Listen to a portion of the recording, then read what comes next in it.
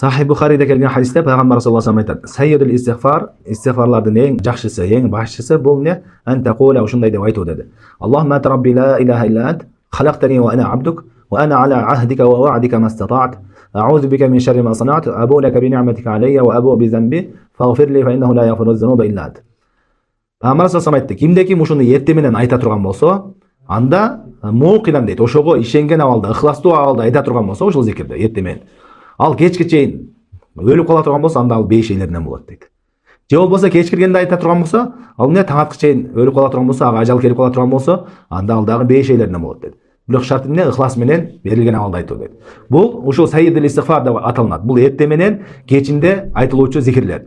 Эрте мененки зикирлер качан айтылат? Эрте мененки зикирлер булар таң киргенден баштап күн чыкканга чейин эң жакшы убакыт. Болбосо чак түшкөнгө чейин. Ал эми кечкиси болсо түштөн кийин ошол күн батканга чейин, караңгы киргенге чейин айтылат. Демек күнүнө ушуну эрте менен кечинде айтып жүрүү бул ошол соопко жетишүүгө эң негизги себептерден. Жана бул истигфардын эң жогоркуларынан, эң башчыларынан Пайгамбар саллаллаху алейхи вассалам айткандай. Эми мунун мааниси эмне?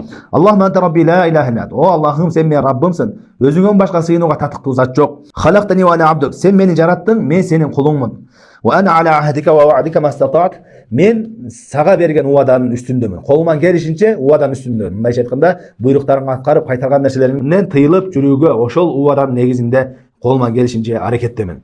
Жана сенден өзүмдүн бир кылган жаман иштеримден пана тилейм дейт. Мен аузу бика мин шарри ма санат, мен өзүм кол менен кылган жаман иштеримден, жамандыгынан пана тилейм. Жана ошондой эле абулака би ни'матика алейя, мага берген жакшылыктарың, неаматтарың баарын мойнуна алам. Ва абулака би замби, жана ошондой эле мен өзүмдү күнөөкөр экенимди, сенин алдыңда күнөөкөр экендигин дагы мойнума алам. Фагфирли фа иннаху ла ягфиру дзунуба илля ант. Мен күнөөлөрүм кечиргин, анткени күнөөлөрдү бир гана өзүң гана кечиресиң деп.